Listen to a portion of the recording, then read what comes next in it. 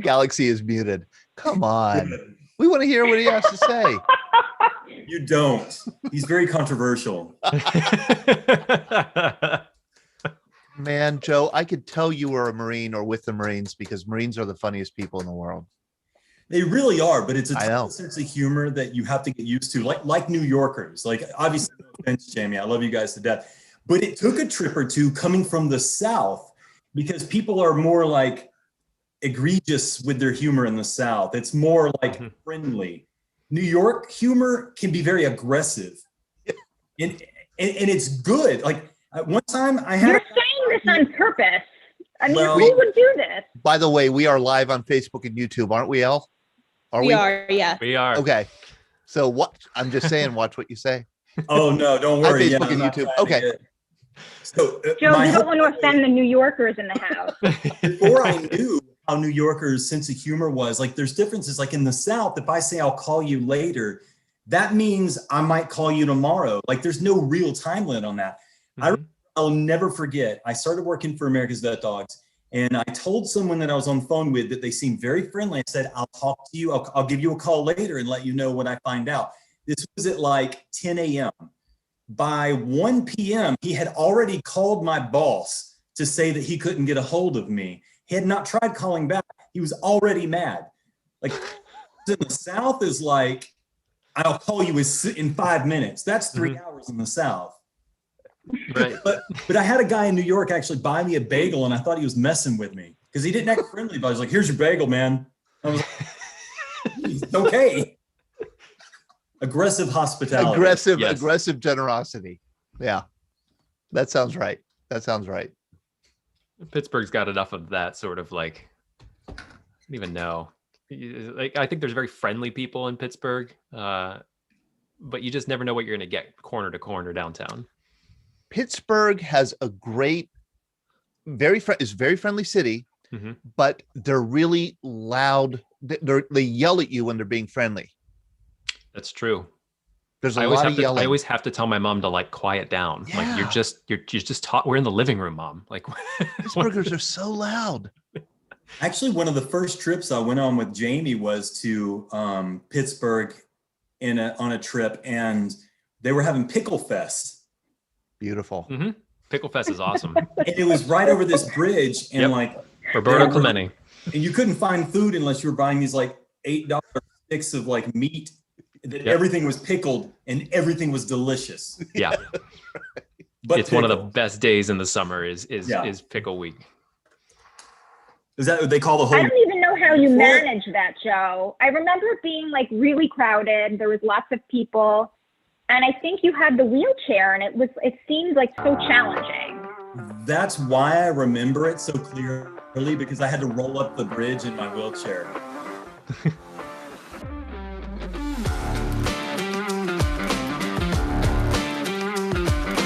All right, Mary's rocking out. I see Tony Accamando for the first time on Zoom. Hey, Tony. Good to see you. I just left work. Grace Tone. Oh, this is great. Welcome, everyone, to Generation 9/11. So excited to have you here. I'm your host, Sean Hall. With me, as always, are my two co-pilots, Todd DiPastino and Ellie DiPastino. How are you both doing tonight? Doing well. I'm doing well also. Just had Awesome. Some great conversation with Joe Worley before we went live here. Yes, so we're going to switch up the format tonight, and we're going to be diving straight in to our topics about honoring K-9 Veterans Day, which is actually coming up on Saturday. And our first guest is going to be Jason Winters here in a second, but I wanted to impart the fact that yes, it's coming up Saturday, March 13th. It's a day set aside to honor and commemorate the service and sacrifices of American military and working dogs throughout history. It was on March 13th, 1942, that the Army began training for its new war dog program, also known as the Canine Corps. According to American Humane, marking the first time that dogs were officially part of the armed forces. I'm going to share a picture that Bill Jeffcoat sent to me, and I actually found a color version of that picture. This is Private First Class Rez Hester of the 7th War Dog Platoon, 25th Regiment, 4th Marine Division, was napping on Iwo Jima with his this war dog.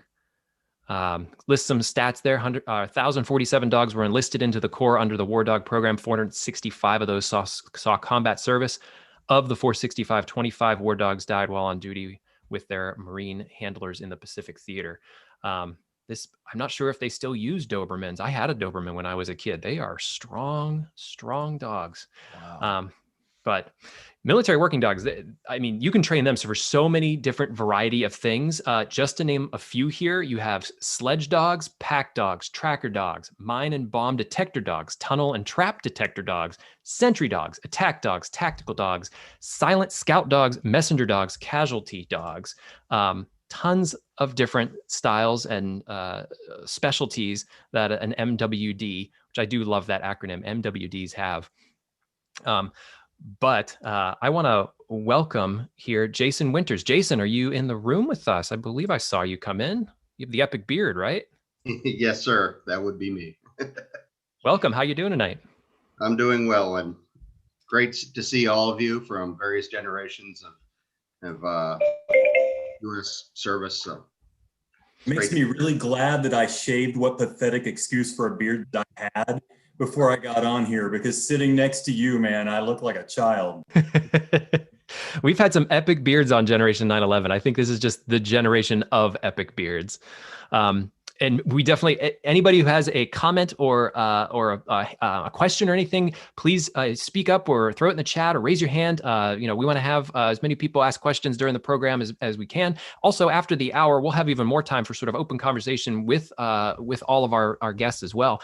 But definitely, if you have questions during, let me know. And especially if you take a look around your screen, you may find a window that says Galaxy Cam. Joe Worley's service animal, Galaxy, has his own camera. There he is. He's chilling out. Oh, he's looking up at Joe. Really, we could all sit here for an hour and a half and just watch Galaxy. I think that would probably make us all quite happy. But yeah, back to Jason. Jason, you're joining us from where? From Penn State, right? yes, sir. I'm currently not taking classes, but I'm a integrated undergraduate graduate student. So that means I'm using my vocational rehab benefits to finish my bachelor's degree, as well as try to get a graduate degree in international affairs. Very nice. And so to get straight to the point, you were K-9 certified to train in Afghanistan. Is that right? That's correct. And which specialty did you train? Okay, so I was actually the K-9 platoon sergeant for 1st Brigade, 82nd Airborne. We basically were sent out to a civilian kennel in Indiana, and then also out to Yuma, Arizona to, and that's not a picture, that's one of my soldiers, but that was our flight home. Sorry, I assumed that was you whenever I got that picture. I was like, we were all just happy to get on our way home. oh, he looks very happy. Yes. Yes. And it's good to see canines inside a Chinook as well. And that was part of the reason I brought up that picture. Mm-hmm. Basically, the Army decided there was a shortage of canine capability at the brigade combat team level, and looked for essentially a platoon sergeant and platoon leader to take a group of random volunteers from within the brigade of whatever MOS volunteered. And these are my 8 guys that were first time goes out of 25. I had 5 additional guys that got through the program about 3 to 4 weeks later. They had to go through certification twice, and the lieutenant stayed behind in Yuma to finish out that training, as the Border Patrol and the MPs from Fort Leonard Wood basically signed off on their certification. And then we had to do 5 weeks of in-country training before going out to the provinces, this picture was taken at the military working dog facility at Bagram. And why did you decide to become K-9 certified? For me, it was something different. My entire career has pretty much been cross-pollination of various MOSs. I started off in reserves for 3 years, and this is me off to the far right. Colonel Zemeckis in the center, hanging out with us for a day. I started off in reserves, switched to becoming a cavalry scout in the National Guard, loved it. But when I came active duty, I was informed that I would not only be no longer a specialist, but now a PFC, and back to my first MOS, which was wheel mechanic. About 5 years later, I was back to being a scout, and all 3 of my deployments were as a 19 Delta. However, this one, I'd pretty much done a year of platoon sergeant time as a 19 Delta. I figured this would be one more step and one more tool in the toolbox. So where are you at specifically in this picture? This is at Fob Arian, which was the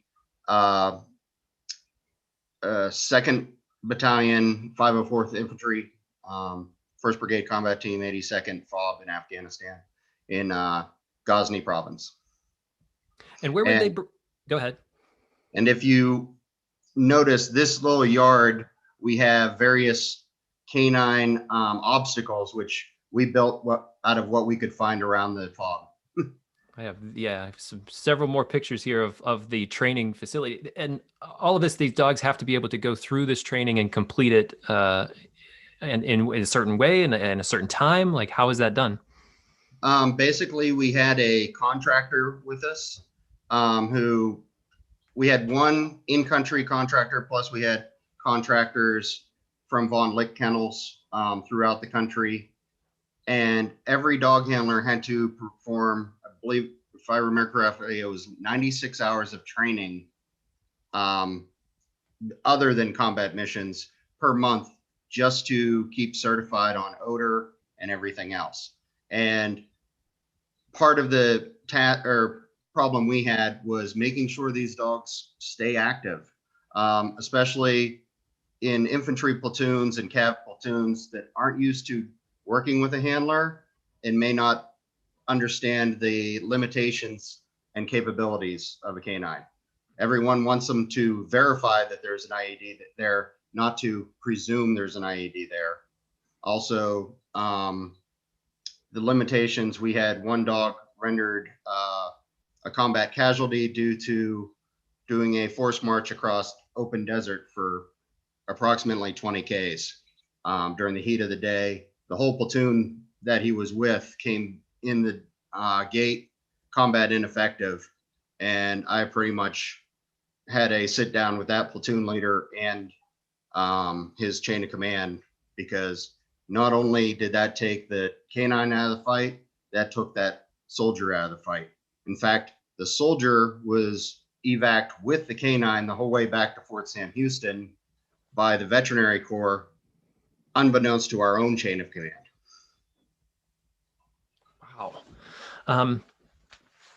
How close do you get to the dogs whenever you're training them? Quite close. Yeah. I guess emotionally connected, right? We have to, as handlers, remember that they are a tool. We couldn't become, the handler and the canine become inseparable, but at the same time, you have to kind of keep your feelings in check. Had several canines that had bite incidents, usually due to accidental. One was at night inside a patrol base. Basically, a lieutenant was walking around checking on soldiers, happened to lean over the handler, and the dog took it as a threat. And these were bomb canines. These were explosive dogs. These weren't patrol dogs. Mm-hmm. Also had a very understanding female second lieutenant who an IED went off in a truck, and her first instinct was to grab the dog and hug it out of care for the dog as well as herself. And the dog was still amped up from the IED going off and bit her in the shoulder, which she fully understood that it was her own fault that it happened. But it was just unfortunate that it happened. I mean, I think I bit some people when IEDs went off too. It's pretty standard. Yes. Kind of your first knee-jerk reaction is clench. Yes. Oh man. So were you in charge of only training like tactical explosive detective dogs? I was a student for the 9 weeks. However, I didn't have a K-9 of my own as the platoon sergeant. But I had to be able and get certified just as if I was a handler. So basically, the handlers are matched with dogs that have similar personalities. If a handler is a very calm person, they may need a more energetic dog. If a person is amped up themselves, they may need a calm dog. There's also pheromones at play between male handler, female K-9, etc. sometimes. And there's a couple pictures in here of the wonderful moon dust sand that's just great for olfactory senses of canines as well as humans. If you step in it, it basically will ripple just like water. But with the training that was all conducted by Von Lick Kennels, which also trains police canines, Secret Service canines. Most of the handlers are former Marine Corps or Air Force at Von Lick, and all these canines are basically contracted for the purposes of a deployment. Can you tell me about this guy? This would be Gilly. John Hawes, who is also in this meeting, brought her to me as a rescue, and they like to spar from time to time. Gilly is not afraid of him whatsoever. She thinks of herself as a canine almost. So is this why we have MWC? Is that military working cat? And I think we figured out what the quote is on the back of Gilly's back there, which we think is the perfect quote for any cat ever. I might look calm, but I've already killed you in my head 3 times. Yes, and I'm sure John Hawes will agree with that. John, are you in the room? Wonder where you found Gilly. Yeah, I'm here. I got Gilly from a friend. Jason's always been more of a cat guy. If the military had a cat program, I'm sure he would have been a part of it. So had the chance to rescue Gilly and gifted that to him. That's great. Jason, we're going to get back to you. Man, anybody who has questions, we're going to definitely ask Jason you some more questions. We want to jump now to, I believe it's Tony. I'm going to make sure that I have that right. Yeah, Tony and Bill. Bill Jeffcoat and Tony Accamando, thank you both for joining us tonight. Tony speaking. Tony, hi, how are you? Hey, I'm terrific, sir. Thank you. I didn't see Bill in the collage. Is he aboard? You know, I was flipping through, but I didn't see him, but that's okay. We have you, so that's perfectly fine. I like that you call it a collage, Tony. That's the first time I've ever heard that. That's a good way to describe it. Is a collage. Yeah, it's a collage. It sounds right. I always Am felt I like it was showing my age. That's what it is, I think. I always feel like it's kind of like show your, was it press your luck, no whammy? Like I always feel like it's kind of just that. Yeah, it could be. Well, I see Bill in the collage. Oh, is that great. William's iPhone? Yes, sir. Hey. Hey, there you are. Hey, Todd. Good to see you, Bill. Tony. Bill, great to see you. Thanks for coming on. Hey, Sean. Hey, I wanted to talk to both you and Bill together for this because Tony, you're the founder of Life Changing Service Dogs for Veterans. Bill, you're the president of the organization, also a Vietnam veteran. I have some pictures to show, but I figured I'd ask just to start if you could tell us a bit about Life Changing Service Dogs for Veterans. Well, who would you like to go first? You pick.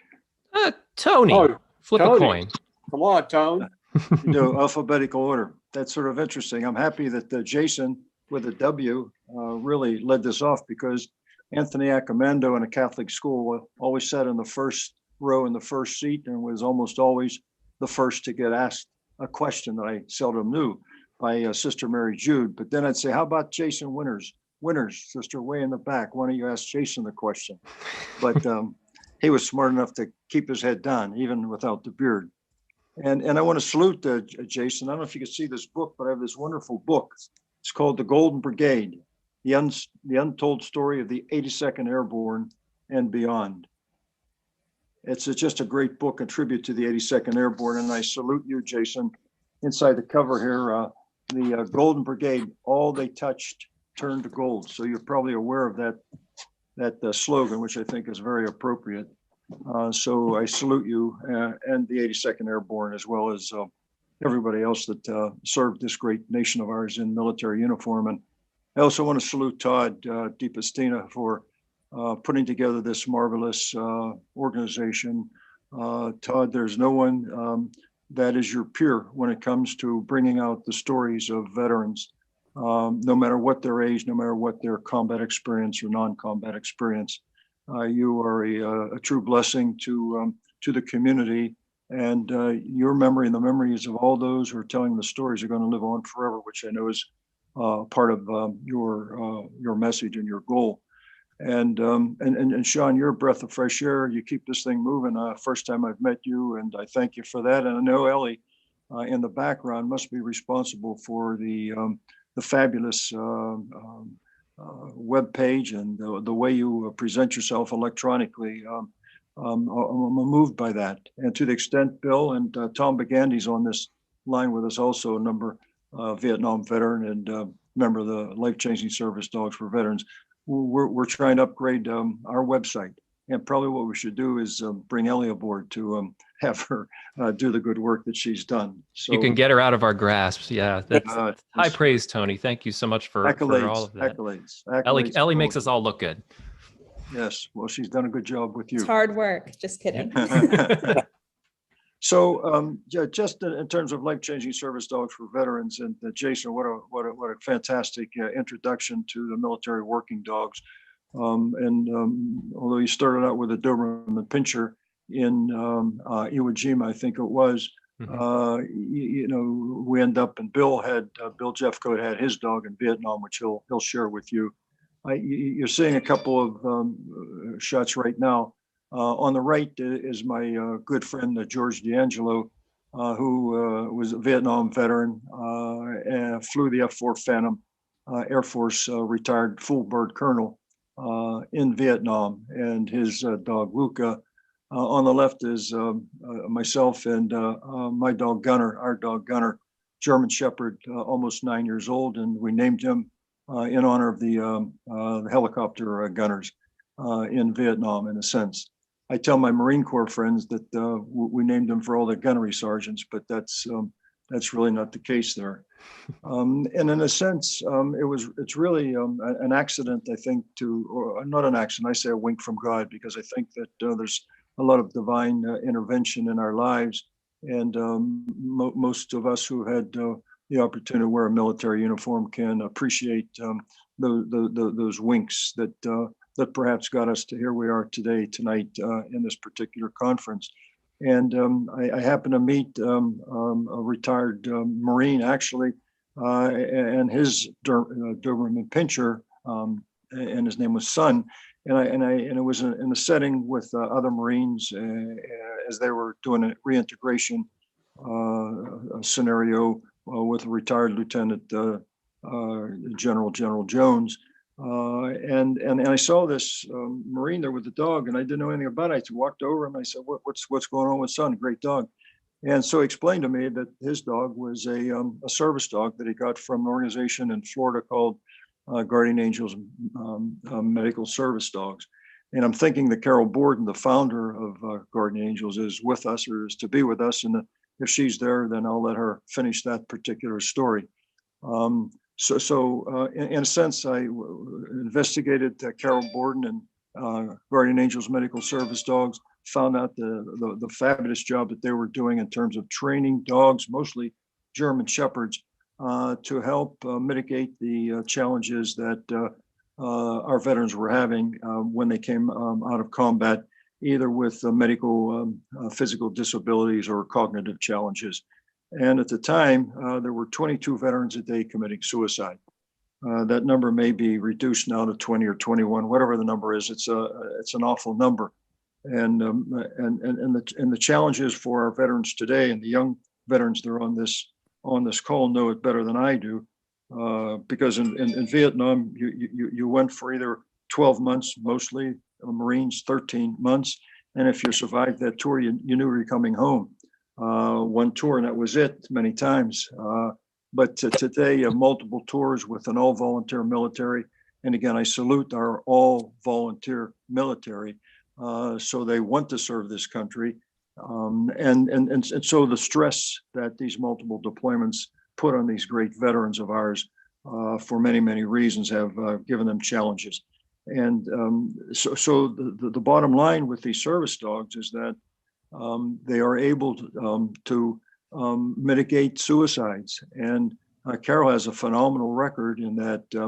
I think over 350 dogs, if she's on her, she'll tell you the exact number, have received their dogs, been paired with veterans, and there have been no suicides. It's just really an incredible tribute to these wonderful canines.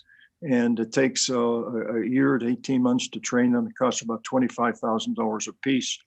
And they just do a remarkable job for these veterans. They allay their fears, their nightmares. They feel safe whenever they go out of their homes. Oftentimes these veterans are reclusive. They remain in their houses or their rooms, don't get out, but these dogs suddenly give them a purpose in life, take care of the dog. And the dog then takes care of the veterans. And so in a sense, Life-Changing Service Dogs for Veterans was formed. We raised over $1.5 million for more than 60 dogs now. We partnered with corporations and foundations and individuals. And it's almost a win-win situation for people who want to give of themselves. Almost everybody likes dogs. Almost everybody likes veterans. You put the two of them together and suddenly people are willing to contribute. So we've been very successful, I think, in the long run. And so now Bill, a great Marine who a dog handler himself in Vietnam, has taken over as the president of this great organization. There's Bill now, and probably a good opportunity to pass this vocal baton off to my good friend Bill. Thank you, Tony. Thank you for that information.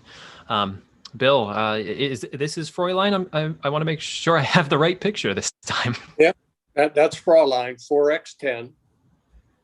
Can you tell us about Fräulein? I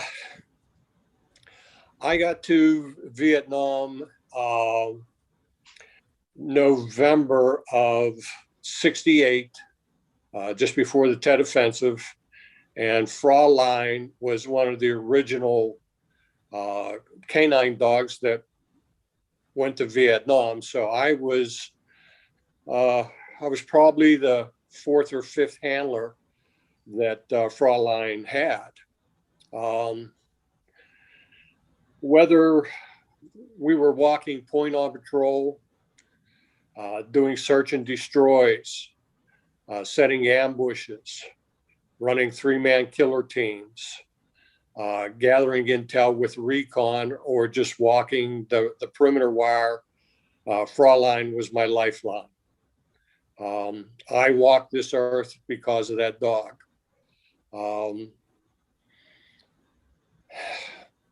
There were times where, and probably one of the most frightening, we had just left to go out on patrol, and I had Fräulein leash in my left hand, and my M16 was draped over my left arm. And probably about 50 yards out, to the left of us was just very tall, elephant grass. And she just jerked tremendously. And I distinctly just opened up, and to my behold, was two NVA soldiers who were 6 feet away from me. So that was probably one of the scariest times, other than I was with a CAP unit, which is a Marine Corps squad of 14 Marines and 1 Navy corpsman.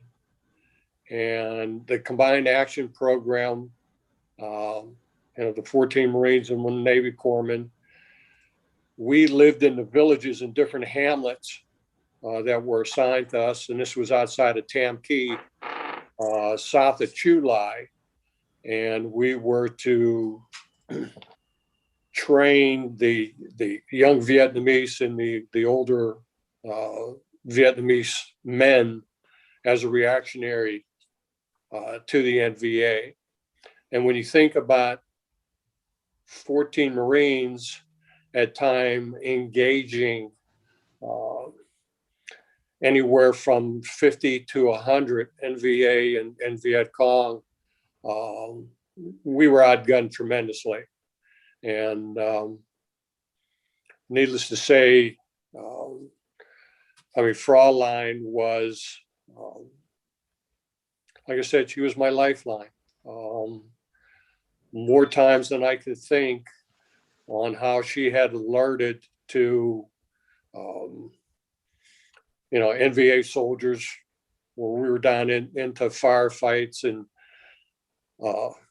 I think of Tony telling me about George D'Angelo, where we were on a search and destroy, and actually got pinned down on 3 sides, and we're in a firefight for probably about an hour. We were running low on ammunition, and we had to call in for close air support. And it was the jets coming out of Chulai that saved the day and allowed us to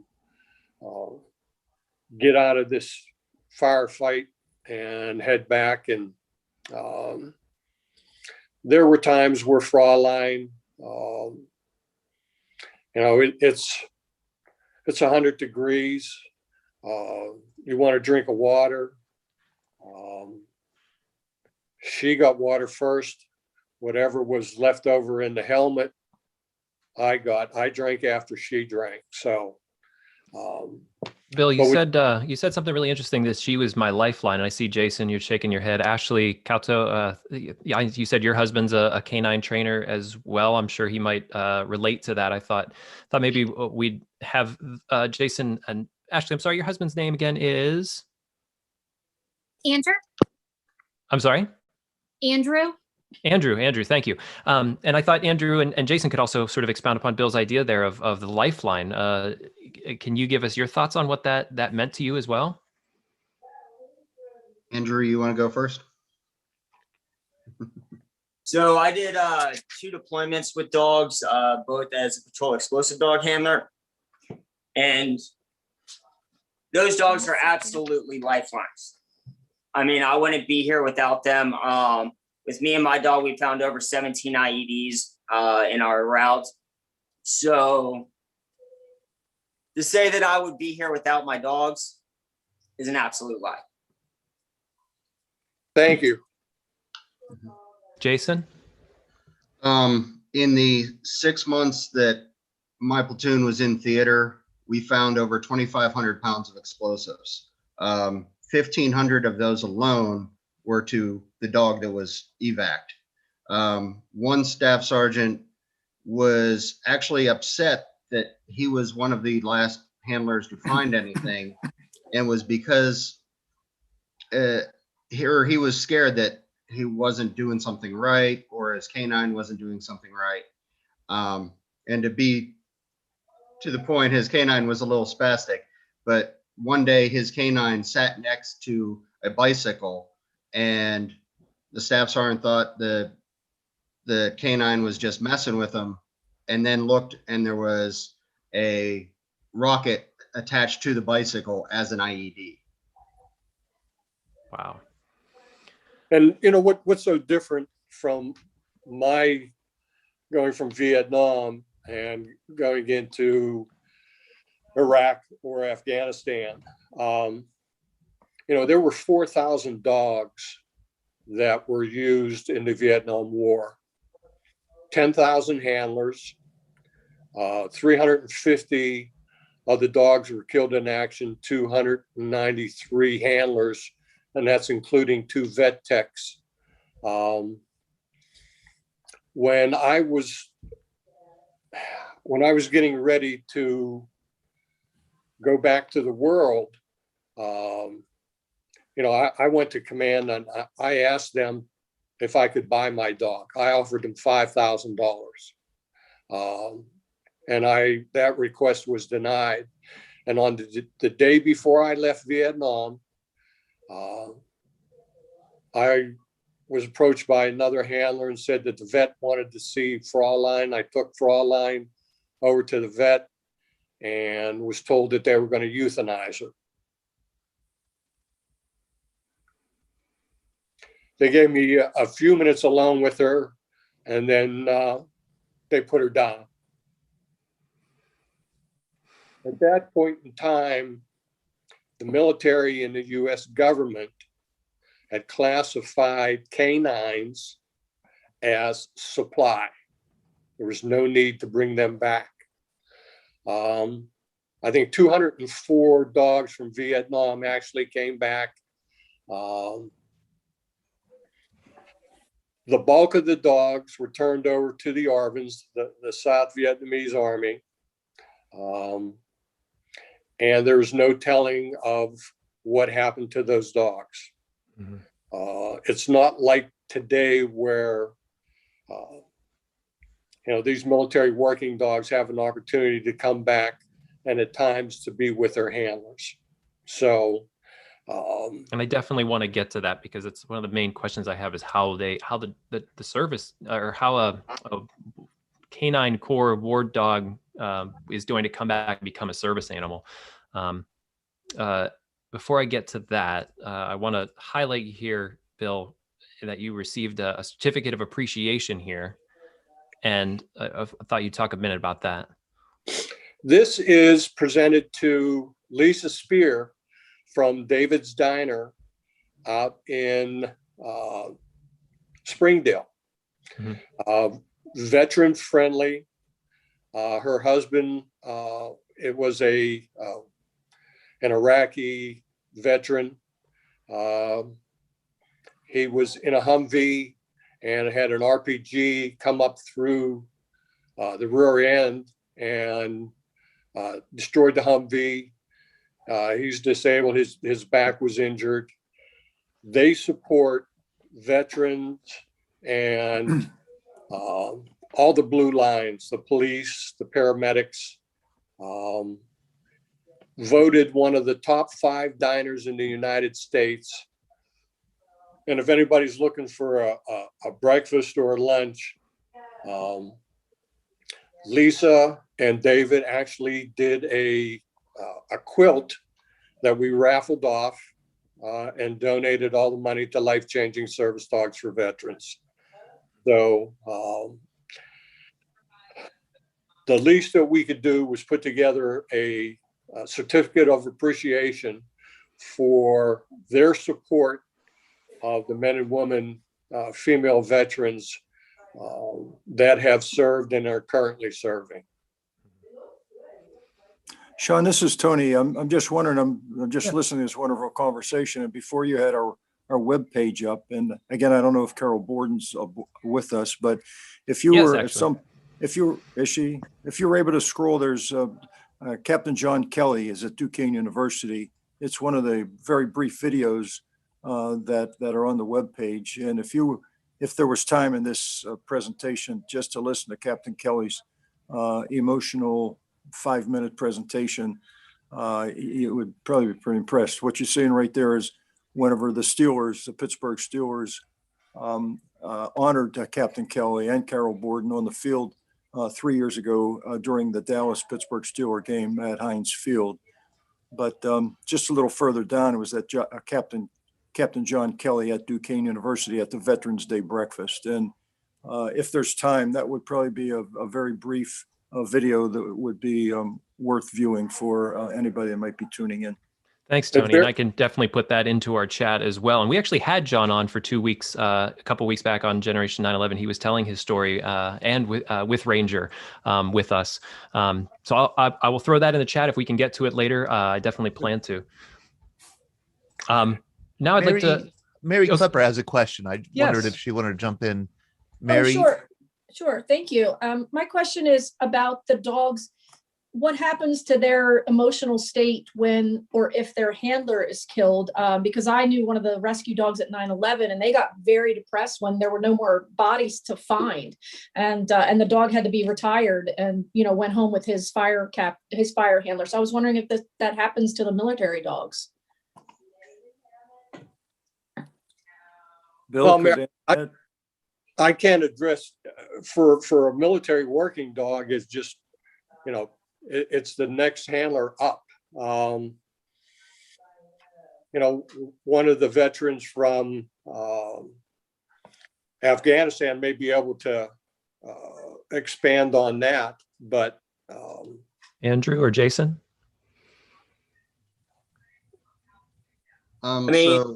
Master, I'm sorry, Jason. Go ahead, Andrew.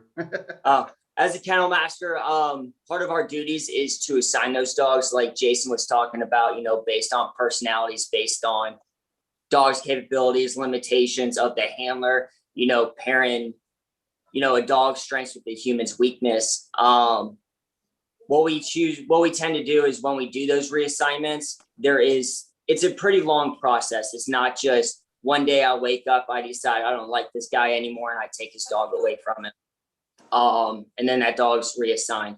Usually it's a 2 to 3 week process that we'll do in order to acclimatize the dog to the new handler, the way that the new guy talks, the way the new guy acts, the way the new handler thinks, and the way that they kind of do things. So we do slowly work that in. However, there is always some kind of degradation in the dog mental state. However, it does get built back up, and that is part of the job as a dog handler, is to build the dog back up and build that trust and confidence in the new dog, or in your dog, in you as a handler. Thank you, Andrew. Sean, would you mind if I jumped in with a follow-up question for Jason or Andrew? You've both said that you match a dog to a particular soldier or Marine based on their strengths and weaknesses. That's fascinating to me. I imagine you must learn a lot about yourself, because most of us aren't really that aware of what we're good at and bad at. We learn the hard way. Is it like a self-discovery experience to learn, this dog is here. I have this dog because he or she covers for my weakness? So I'll speak to that a little bit, and Andrew can jump in as he wishes. TEDs were often considered by some of the engineers and Marine Corps handlers as temporary handlers. I see him smiling about that, and I'm sure you've heard that. And for us, there's not only that component of,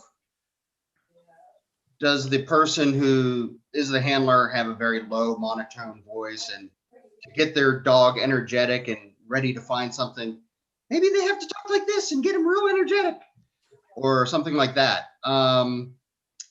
There's also like the ball drive versus prey drive, different methods of motivating the dog. But also, to Mary's point, there are dogs that after multiple deployments have PTSD, and we would occasionally see it in our dogs. We also had a lazy-eyed idiot savant of a canine named Eddie, who would spin circles while he searched, but also alerted his handler to two different ambushes, as well as found a shotgun that was unloaded, buried a foot below a bed. and that was on a patrol. So Eddie was kind of our special K-9 among the 13 teams. But with the adoptions, for us, once we returned stateside, we had to return our K-9s to Von Lick Kennels because they were contracted by the Army, not by our brigade. The other handlers, when a dog is retired, currently, if it's not seen as needing euthanized or something, at least with the explosive dogs, it's often offered first to the last handler the K-9 had. And if that handler can't take the dog, then the handler before, et cetera, et cetera. And we keep even as temporary handlers, we kept pretty accurate records of who the last handler was, how many hours the dogs had training, et cetera. Now, I have a question for either Andrew or for Jason. Did any of you guys go out to the Yuma Proving Ground for the Advanced Skills Canine courses? So I went for 3 different times, once as a trainer, twice as a handler. And then I was also stationed at Marine Corps Air Station Yuma. So we did a lot, I was there as a dog handler. So we did a lot of work with the Yuma Proving Grounds. I mean, I was class number 3 that actually went through upon the establishment of that class. So it's grown a lot. And having been through a lot of the meetings about the shutdown of that program, shutdown of that course, I'd be interested to see the way it goes. There's lots of talks about revamping it into a new style course of training for dog handlers. But yes, I've been 3 times total. And I was there for 5 weeks. The one picture I sent Sean of the kennels is actually from there. And we were working beside not only Marine Corps tracking dogs, but narcotics dogs, Border Patrol. That's where Border Patrol did some of our certification. And we also had cadaver dogs out there at the time. Yeah, for those who don't know, that Yuma Proving Ground is like 1,300 square miles. It's bigger than the state of Rhode Island. And they actually detonate, I forget how many tons of ordnance out there, blow stuff up. So it is that along with, I think, Lackland Air Force Base, Fort Carson is still doing some training, I believe, and maybe Fort Benning. But YPG is, I think, is the place where the majority of the training before they're going over to Afghanistan, correct? So for the Marine Corps, since it is a Marine Corps owned program and it is a Marine Corps owned course, we fund everything to do with that. That was the final, I guess, certification process that we did prior to deployment. So that was kind of our final testing. That was our final ominous dominus, if you will, given to us by our kennel master, by our chief trainer to deploy. If you failed that course, then the likelihood of you deploying on that was slim to none. If we lost confidence in you during that course, then a lot of times we would put you on the B team, which was the combat replacement team. If you were on A team, which was the deployment guys. Well, I congratulate you gentlemen for completing the course. Bill, quick question. You know John Hemp by chance? Pardon me? You know John Hemp? He was a Vietnam centric guy, Air Force dude. He's huge in the dog world for Vietnam era. I don't know. I'm a lifetime member of the Vietnam Dog Handlers Association. And I'm looking forward to, the last reunion was canceled because of the pandemic.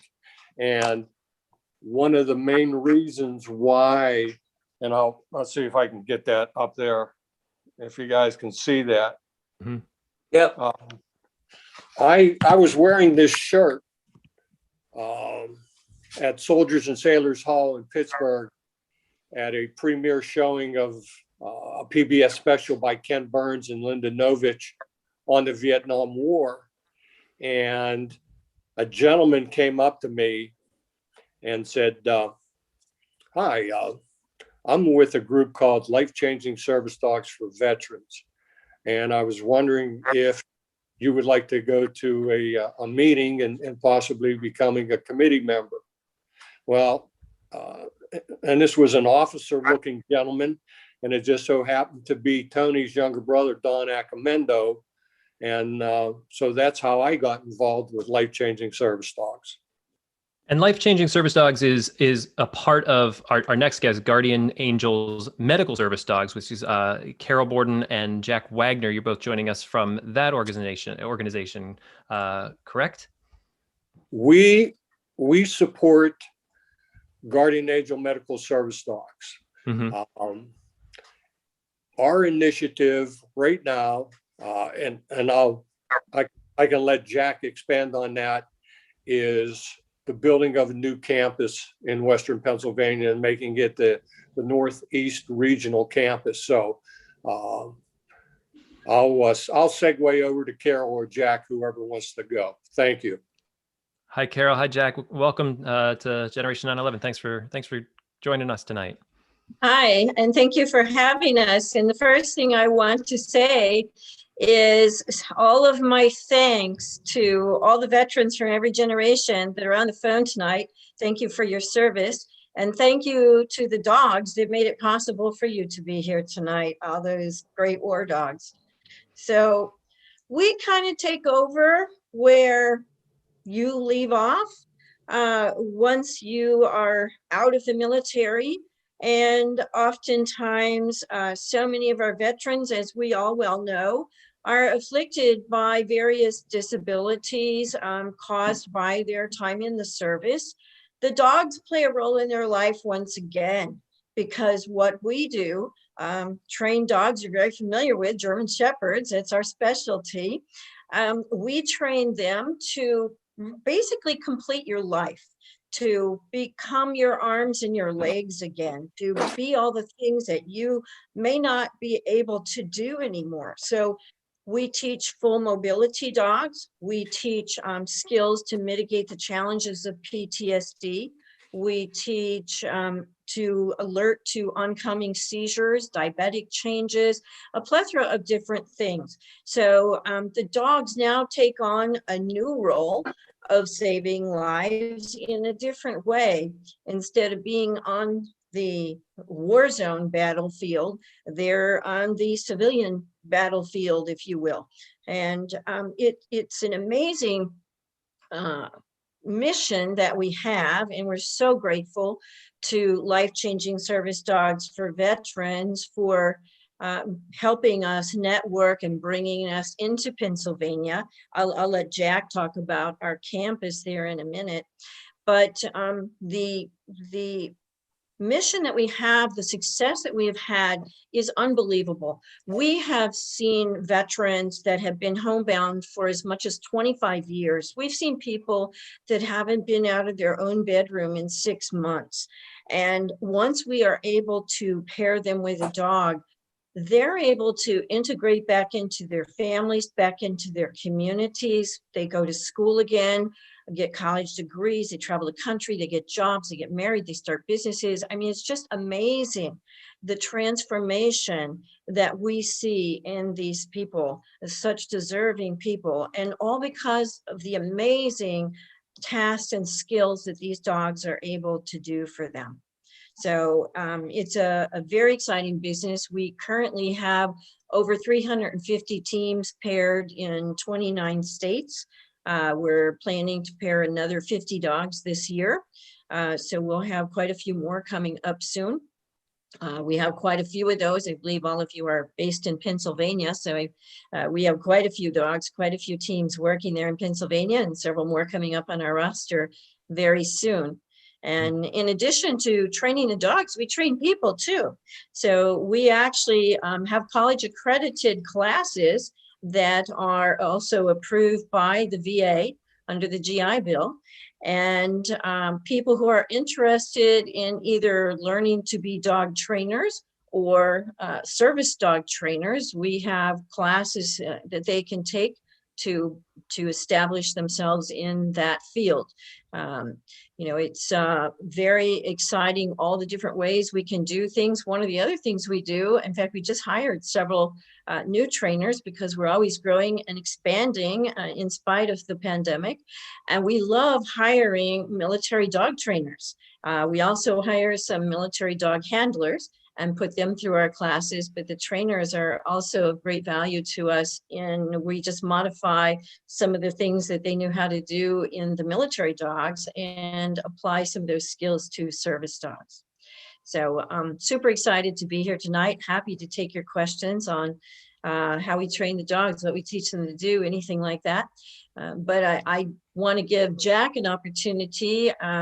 He is kind of my right arm there in Pennsylvania in regards to the new campus that we're building.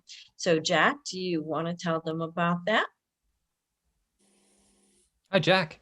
I'm going to have you unmute here.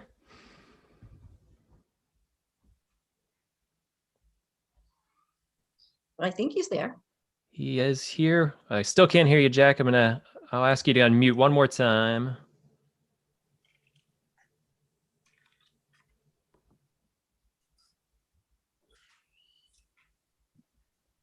How are we? There we are. We can hear you. Okay. Thank you, everyone. This is a very important hour in listening to fellow veterans, and I can't compliment enough Veterans Breakfast Club because the stories that we hear relate to many situations of many veterans related to the visible and invisible wounds that have occurred for centuries in America with those who serve. The beauty of Veterans Breakfast Club is that the stories that are told are just not stories. They help people heal. And that's precisely what Guardian Angels Medical Service Dog does, especially with the invisible wounds that veterans receive. And Carol Borden, in creating Guardian Angels Medical Service Dogs 11 years ago, understood that. And the far majority of individuals that receive the dogs are military veterans. Citizens also receive them, but the focus is on veterans. The demand for the dogs, because of the fantastic job they do, is through the roof. And Carol's campus in Florida provides about 50 to 60 dogs per year. And because of that demand and providing dogs in 28, 29 states, and the overwhelming support that the Pittsburgh region has given to Guardian Angels Medical Service Dogs with organizations such as Life Changing Service Dogs for Veterans, PNC, Pittsburgh Foundation, Eaton Park, Lamar, I could go on and on. She has found out that the people here, including the number of veterans in our region, really appreciate what a service dog can do to help someone in need. And as a result of that, has chosen the Pittsburgh region to build the first campus outside of Florida. We're moving forward on that. We've purchased 102 acres in Robinson Township, Washington County, not far from McDonald, Pennsylvania. That 102 acres is going to be a magnificent site to raise approximately 80 dogs at any given time, so that we can double the capacity of providing these dogs, especially right here in the Pittsburgh region. Wow, that's incredible, Jack. Congratulations on that. Why did you decide to start Guardian Angels? This is 11 years ago. You've gone through a career. What made you decide this is what I want to do? Well, I've been in dogs my entire life. Plus, I used to manage big box stores, but I had no idea that this was what life was actually grooming me for until I had a young man who came to me knew that I did a lot of training with German Shepherds, and he had become a quadriplegic at his high school homecoming game. One tackle went bad and changed his life in the blink of an eye. So I trained that dog for him, first mobility, full mobility dog I had ever trained. And that was really a pivotal moment for me. That's when I realized, wow, you know, not only do I have the talent and ability to teach these dogs, but how wonderful is it to develop a dog to its maximum potential? More importantly, how amazing is it to give this young man his life back? And that's sort of how it began. I went and checked it out, and, you know, the rest is history, as they say. Now today, not only do we have all those teams working out there that I talked about, but most of those people who came to us had multiple suicide attempts, and we have never had a suicide. We're in our 11th year, and our divorce rate is less than 2%, which is, those are staggering numbers. As a result, we have been honored by receiving many national awards. We have another award that will be announced in May. We'll be going up to Washington, D.C. for a national award there. We're a finalist for a suicide prevention award. And that's not just in service dogs, that's across the board. Anyone who does work with our veterans in the suicide prevention category. So we're very honored to even be a finalist in such to be among such great people that do so much work for our veterans. But these dogs are incredible. I think, you know, anybody who used to want to call this anecdotal, which you used to hear a lot from the VA, that it was anecdotal, that these dogs were helping people, they're now realizing, and we do have actual research studies now that are proving the differences, the physiological changes that are taking place in our veterans with PTSD, not to mention the tasks that they do that I mentioned before for many of the other disabilities that folks have. So I am the daughter of a Korean War veteran. My son did 3 tours in Iraq and Afghanistan. So needless to say, my passion is to give back. This is the way I serve. To give back to veterans. You know, I still highly respect our first responders and the civilians that also need help, but 80 to 90% of our dogs do go to veterans first. But we're really hoping by building this new campus that we're going to be able to double our numbers, because what most people don't realize is that waiting lists for service dogs across the country can be extremely lengthy. We get up to 40 inquiries a day for a service dog. Now, obviously not all of those people are necessarily qualified or need a service dog, but still the need is huge. And we work 7 days a week, sometimes 24 hours a day, literally, to make sure we are getting these dogs out to folks. In fact, the pandemic is a great example, a little phrase the military taught me: to adapt and overcome. And so when everything shut down, when the country shut down, we had dozens of dogs that were ready to be paired. And just because the country shut down from the pandemic didn't mean that the folks who had disabilities and were waiting for dogs were going to be any better during that period of time. If anything, they were worse. And so instead of what we normally do, we pay all the expenses to fly all of the veterans into our campus in Florida. We put them up for 10 days while we do all the training. We said, gee, we can't ask them to fly across the country right now. Many of them have compromised immune systems, and we certainly don't want to subject them to the possibility of getting COVID. So our trainers packed up the dogs in vans, and we caravan dogs across the country and did pairings in several states so that we could still get our dogs out to the veterans that needed them. So we're very excited, very passionate about the work that we do.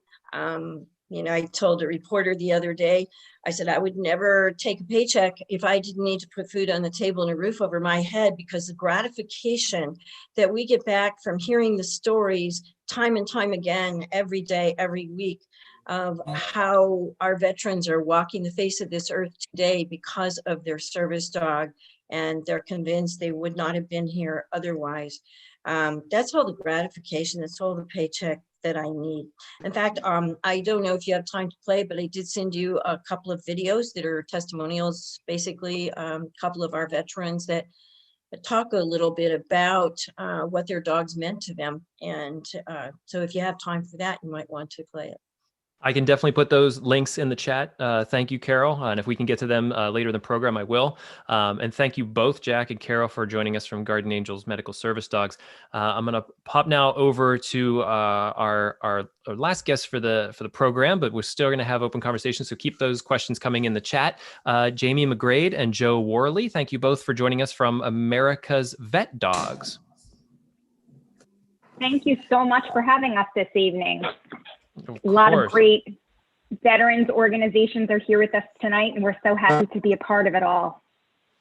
Thank you. And Joe, you're a little different, as in you're a veteran who did not work with war dogs in theater, but you needed a service animal whenever you transitioned back to the civilian world. Can you tell us a bit about why that is?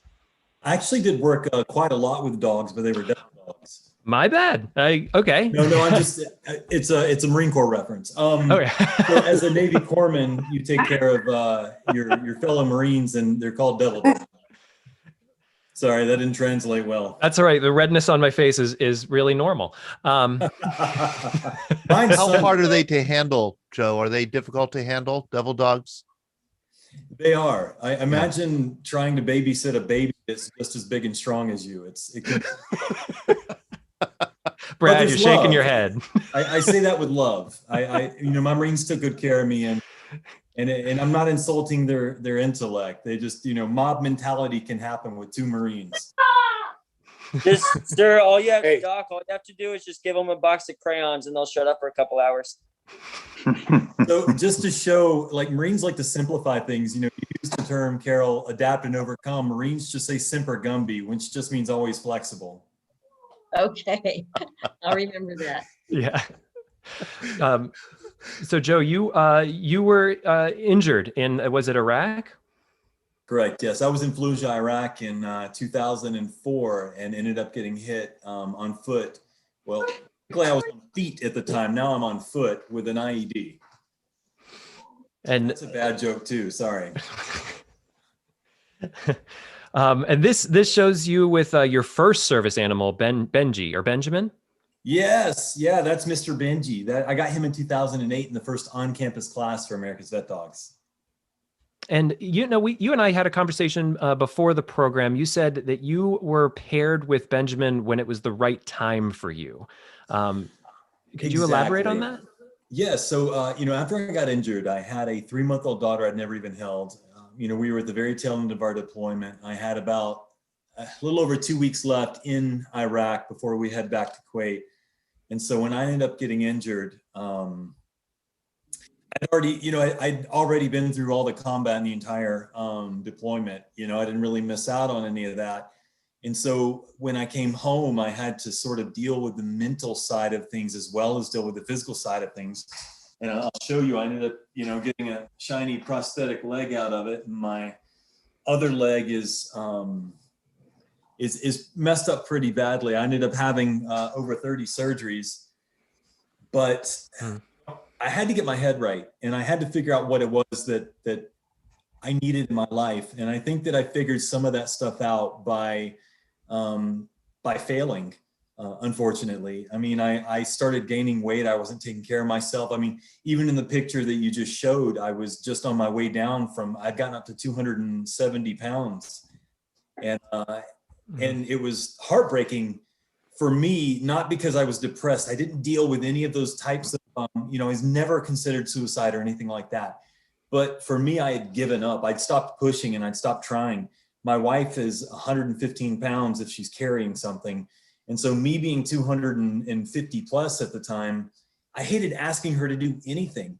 she was already taking care of my brand new baby and trying to take care of me, who probably wasn't much better.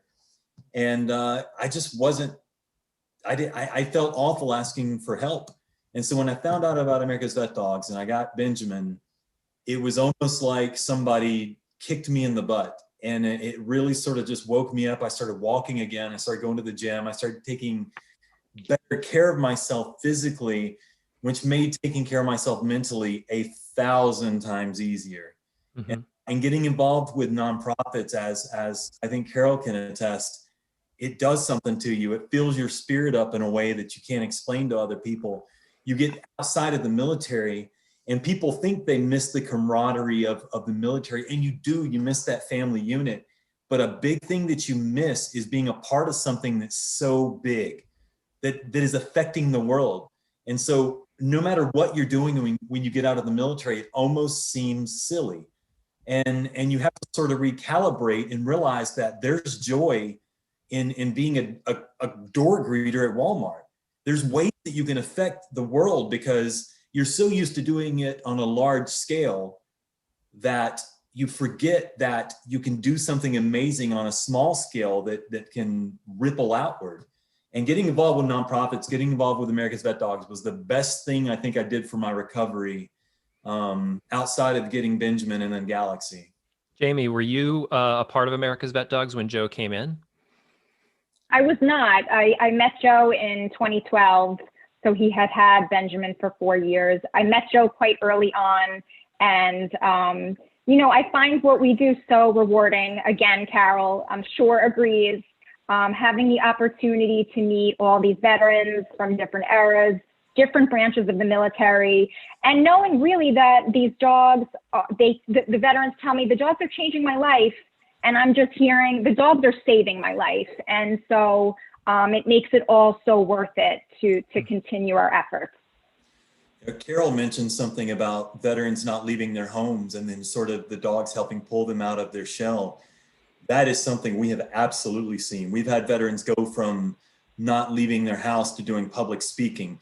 And I don't think, people like you and maybe, like you, Sean, and like myself, have always been pretty comfortable in front of people, learned pretty quickly.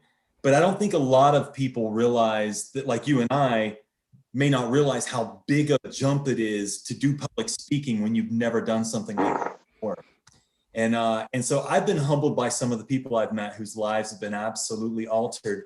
These dogs are more than just service animals that are mitigating a physical disability. They're a bridge between people like me and people that don't have the same experiences I have. There's something that pulls me back into society and makes me feel like I'm a part of everything again. And there's such a community, even among, I tell people all the time that service dog organizations, like the good ones, they kind of all know each other. I ran into a gentleman by the name of Charles Nichols in 2019, who used to work for Guardian Angels. And that was the first time I'd heard of Guardian Angels. I actually looked them up and started following them. He was a regional director at the time, development director at the time. And I've heard nothing but good things about the program since then. And I keep tabs on people because, when we can't help somebody, I like knowing other places that might be more local to them, that might be able to do something. And so, it's good to make contact with them again. Right. All the organizations have great hearts. Everybody that I've met just got their heads in the right spot. Benjamin, I'm sorry to say, Benjamin passed on last year, and you moved on to Galaxy. I want to ask how it was that you came to bond with Benjamin. Like, what was that process like? And then when you had to transition to Galaxy, how did that go? So bonding with Benjamin, having never really had inside dogs, I grew up with Basset Hounds because I think you have to have Basset Hounds when you're growing up in the South. And I grew up, so I think you get given a Basset Hound when you're about 8. And so I grew up with Basset Hounds in the yard, and I always loved my dogs. But there's something different about a dog that has a task that's working for you, that is literally your entire lives is dedicated towards you. Mm-hmm. Benjamin, that bond, I think, started because he loved working. I'm not saying that like he's like, oh, cool, let's go for a walk. I'm saying that he was enthusiastic about taking care of me. I've never met an animal like that in my life. And so Benjamin and I got very close. He was a great listener, as all golden retrievers are. And transitioning into Galaxy was very tough because Benjamin had started slowing down. And while Benjamin was slowing down with age, he was getting close to 12 when I got Galaxy in 2017. I was getting better and better. I was all of a sudden went from being in a wheelchair 90% of my day to walking around and being able to be more active, and Benjamin could not. And so Galaxy stepped in at the right time as well. Both of my dogs hit me exactly when I needed it. Benjamin hit me when I needed somebody to help me be with my kids, somebody that could play with my kids and run around when they were 2 and 3 years old. These were things I couldn't do. And he sort of was like an ambassador between me and my children in a way. And I can never, ever explain to anyone how much Benjamin meant to me. Transitioning over to Galaxy, they're totally different animals. Galaxy doesn't remind me of Benjamin at all. Galaxy is a big, doofy, sweet, goofy dog. I mean, when Benjamin was funny, he would just sort of like roll over and look at you funny. Galaxy's the kind that's gonna like throw his head sideways and his tongue's hanging half out of his mouth. And then he's gonna chase the ball and run into a tree. You know, he's just the goofiest dog. And you can't tell from sitting there because he's like me. He likes to sit around and do nothing and then get up and do an awful lot of things all at once. So it did take some convincing though, Joe. If you remember, you know, you were so attached with Benjamin. It took a lot of conversations before you were ready to say, yes, you agree that Benjamin should retire and that you should apply to receive another service dog. I missed a flight because Benjamin was having trouble with his hips, and it's the only flight I've ever missed. And that's when I was like, okay, I'm mean to him now. When he's wanting so hard to do something, his body will not let him do anymore. And that was my moment when I was like, okay, let's let him take a break. And I actually went to a game and I made sure I left about an hour early. It was April Fool's Day. And so I think when I told him he was retiring, that was his last day of work. I don't know if he believed me because it was April Fool's Day, but I ended up getting Galaxy about a month later. Yeah. And Jamie, Joe, you also work with America's VetDogs now. Can you tell us more about the organization? So sure. I mean, Oh yeah, go ahead. You go for it, This Joe. is you. No, go ahead. No, that's fine. We're a national nonprofit organization that we provide service dogs to veterans of all eras. We basically began in 2003 as a special project to the Guide Dog Foundation. The Guide Dog Foundation is celebrating 75 years of providing guide dogs to those that have visual disabilities. And we knew at the time, since we were getting a lot of requests, that we just could provide service dogs to veterans in need. And so we started with service dogs. We've evolved over time. We provide hearing dogs to veterans that have lost their hearing as a result of serving our country. And, you know, we also provide, as we discussed earlier in the evening, post-traumatic stress dogs, PTSD dogs. We train for nightmare interruption, which is very helpful to veterans. They said that they were struggling while going to bed and having nightmares in the night. And so the veterans are going to bed now, and the dogs are recognizing that they're about to have a nightmare. And so they'll either pull the covers off of them or nuzzle at their necks to awaken them so that they don't have to embark any longer with having these nightmares. It's not a bad way to wake up. Just having a certainly not. And Certainly how old is the dogs whenever they're finally ready? Like when a dog has graduated and should be ready? Is that a 2 or 3 year process? Yep. So basically the puppies are born. They're born at the foundation, and then at 8 weeks they go and live with a puppy raiser. And the puppy raiser has this wonderful time with the puppy from 8 weeks to 16 months where they're teaching basic training, obedience, skills that are needing to shape them into future assistance dogs. And then at 16 months, they come back to our campus and we work on their formal training, which I always refer to as college training, where our service dog instructors are fine-tuning their skills anywhere from 2 months to as long as 6 months before they are then able to put them with a veteran in need. And very similar to the other programs, we have 10 days where we bring in our veterans from all over and they stay with us. We provide the lodging, we provide the food on campus. Everybody gains 5 pounds with our chef, Kevin. Joe will tell you this is true. Yes.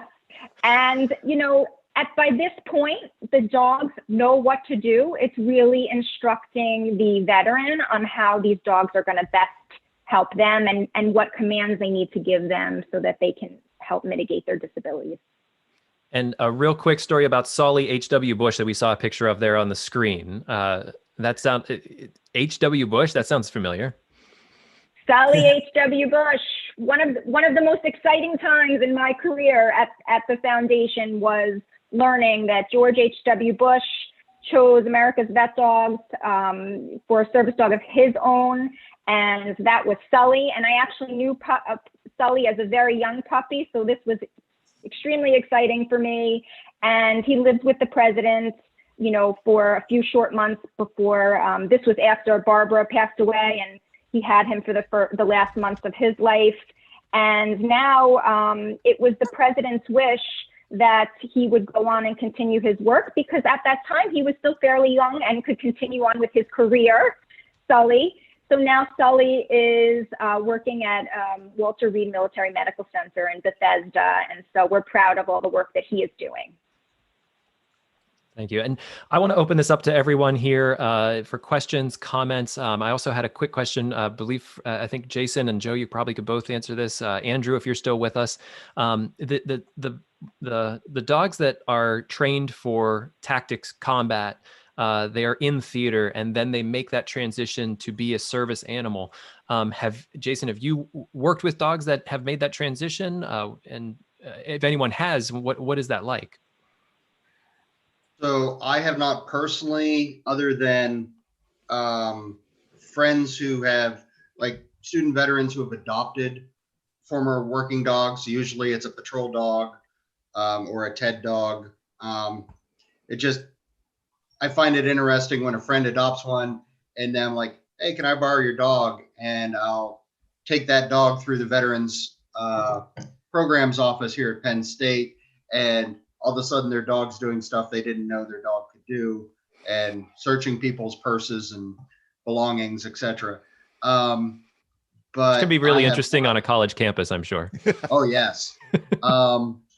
And I have not personally seen an MWD transition to a service dog because the training is quite different.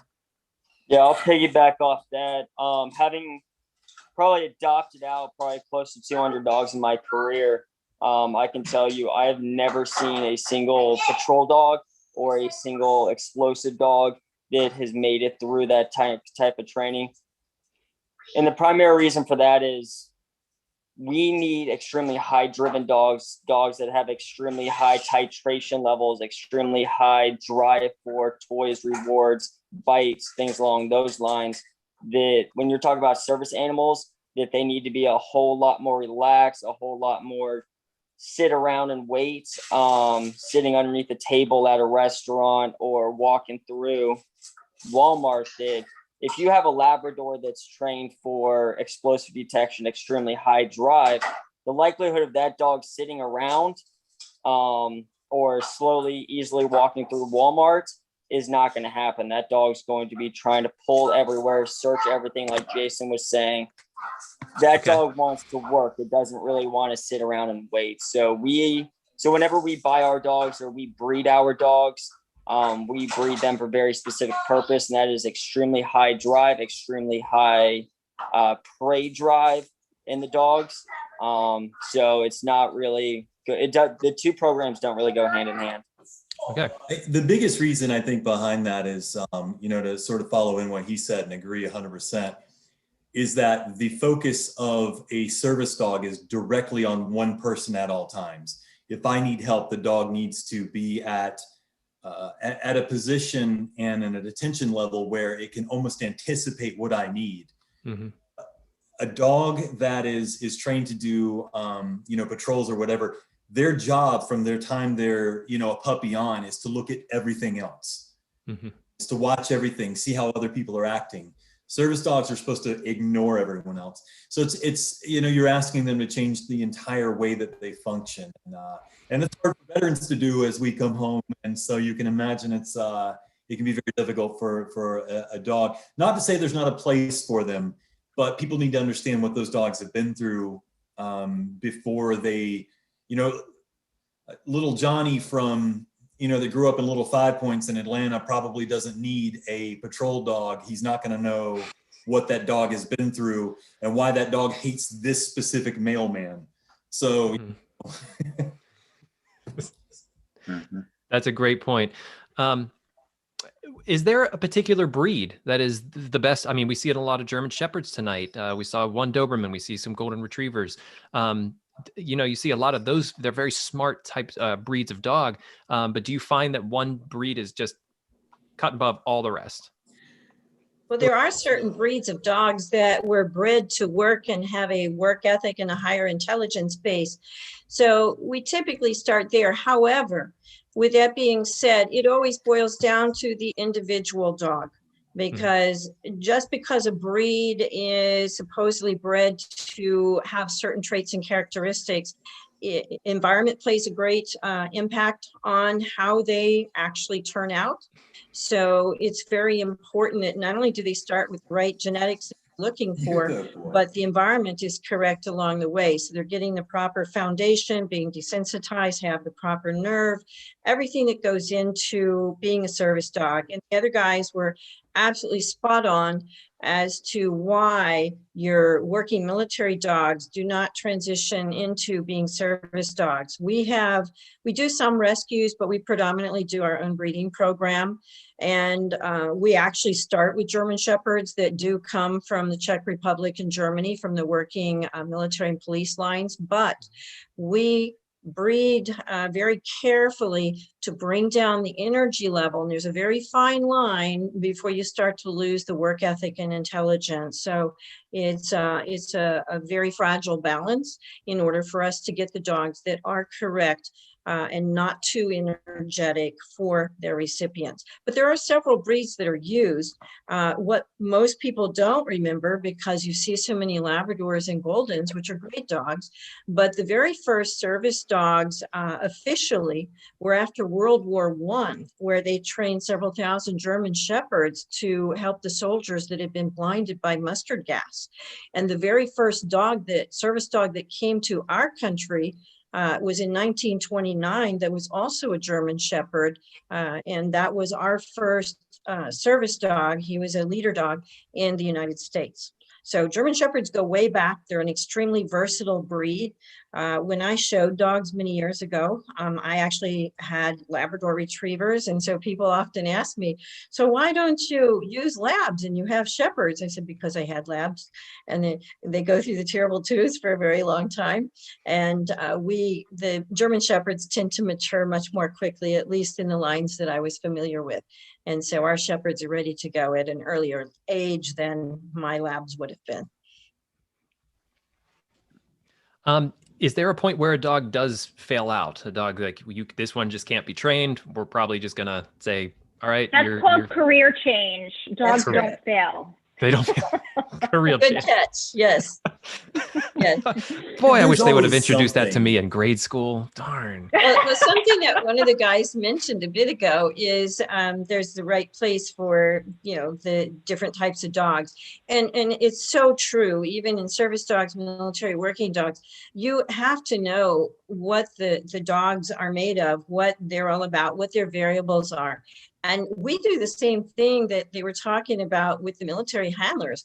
We have a ton of variables that we go through in matching a service dog with a recipient, because it's not just about the tasks and the skills. It's also about the individual energy levels of that dog, what he prefers to do, how he prefers to cohabitate. Are there other pets in the home? Are there little children in the home?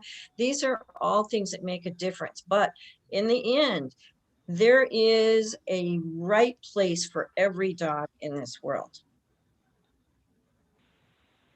Yeah, I always say we always try to find the best career that's meant for the dog. So, can they be a guide dog, a service dog? We go down the list, and sometimes after going through the entire list, they're just meant to be a pet, and that's okay. That doesn't mean we don't love them or that they fail. It just means that they career change to be a pet.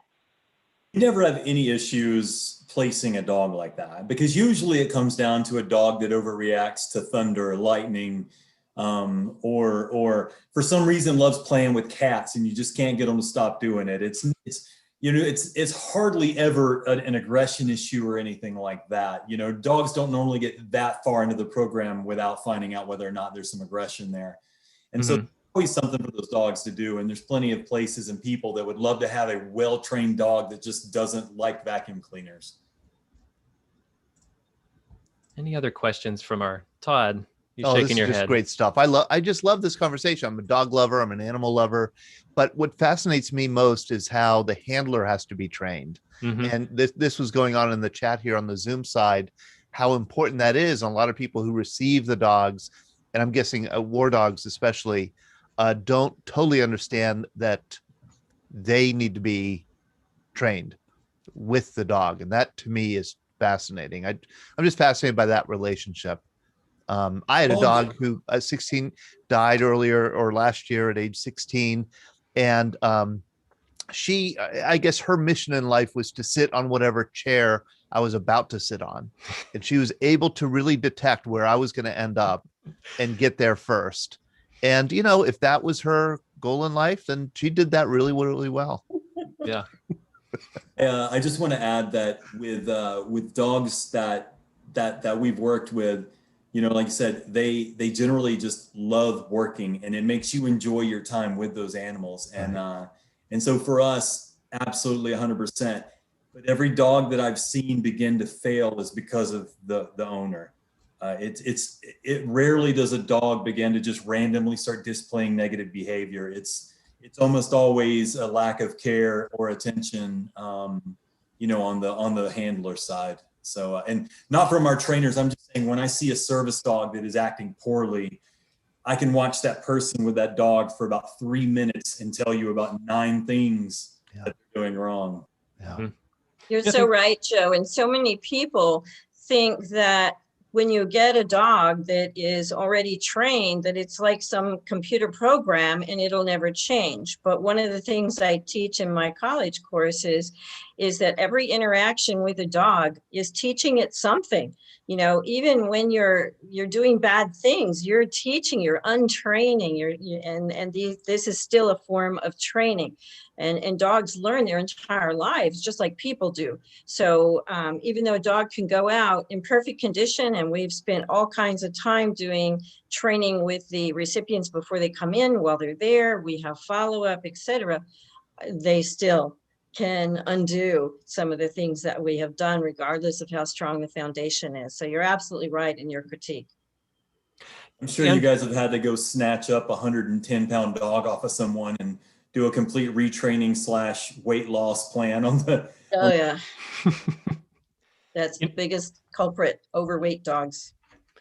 I think the thing that I've learned most tonight is how much of a lifelong experience this becomes, isn't it? You don't just train, like Andrew. You ran the kennel you were a kennel master for 11 years. You were able to adopt a dog that you worked with. This becomes sort of a lifelong passion. Oh, absolutely. I mean, as working in kennels, for 13 years. It's all I ever wanted to do. When I got removed out of the K-9 world, it was absolutely heartbreaking for me. I don't care about promotion. I don't care about money. Like some of the other folks in here have said, it's all about the dogs, and it's all about that relationship that you're building. Right now, sitting on my shelf, I have 3 of the dogs that I had, my 2 deployment dogs, and then one of my PMO dogs sitting on my shelf right now. That it's not so much about money, like others were saying. I would have not taken a paycheck if I could have, but at the end of the day, I gotta feed the kids. You look like you're mobile with a phone here. Could you show us your dogs? Yeah. They are the stars of the show tonight. So we want to. I should let people know that where Andrew is in Okinawa, it is Friday morning already, tomorrow. So that right there, that's Gino. I took him to Iraq. Mm-hmm. This over here is Igor.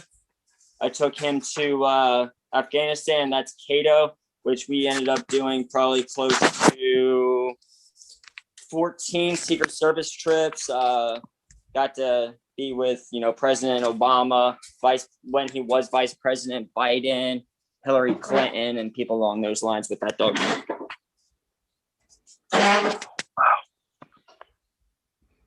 I have one to share of my dog, Molly, for everybody. I don't really ever know what Molly's thinking. I am not well trained in dog language, but that was one of my best pictures of her. Dogs love snow. I think she's probably thinking you'd done all right. Yeah. You did what I needed you to do today. Well, she was from South Texas. John Hawes, your dog. What's her name?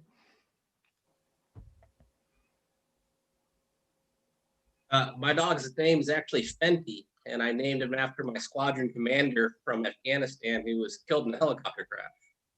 Wow. Does anyone else have their service animal or animal with them tonight that they'd like to give us a highlight of? Huey. Huey here.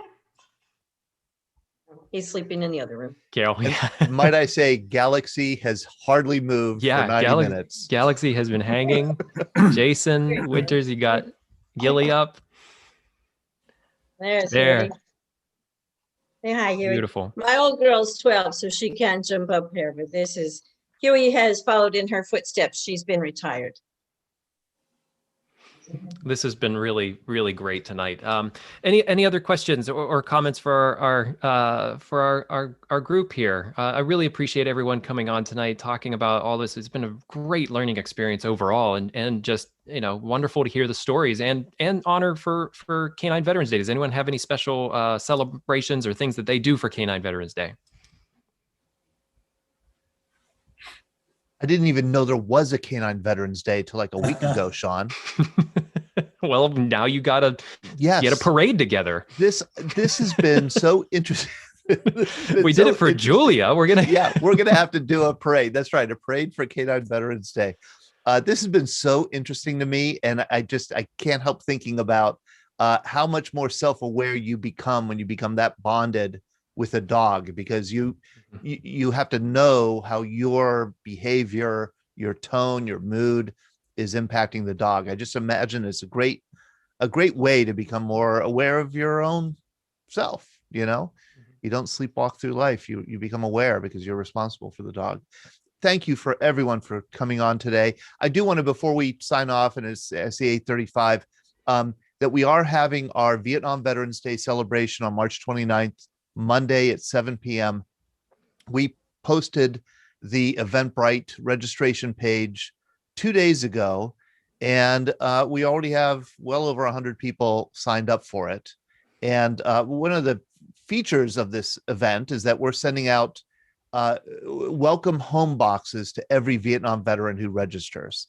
So it turns out we have 84 of them already claimed. We had planned to send out 100. We're going to try and squeeze out a few more.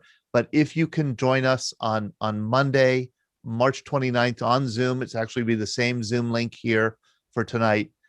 We would love to have you. We'll have Rocky Blyer will be joining us. We'll have some tributes. We'll have some stories being shared by the veterans, and we'll have our usual fun. So please do join us if you can. The Eventbrite link, I could put the Eventbrite link in the... Ellie posted it right in the chat there. Excellent. I also posted the videos that Carol talked about, as well as Tony. I want to thank Guardian Angels Medical Service Dogs, Life-Changing Service Dogs for Vets, and America's VetDogs, all for joining us today. Check out their websites. Those are also posted in the chat. You can also Google them. And if anybody else, for the good of the order. Carl Curtis is one proud Marine father. Ashley, his daughter, Marine in Okinawa, son-in-law, Andrew. Thank you for getting them on the program, Carl. I appreciate it. You and your wife should be extremely proud Ashley and Andrew. Nice talk. Yeah. And thanks for stepping in, Andrew. I appreciate you jumping into the spotlight tonight as well. Everyone, thank you. Hope to see you all soon at a future VBC event, and have a great, wonderful night. Thank you. Thank Thanks, you. John. Thanks, everyone.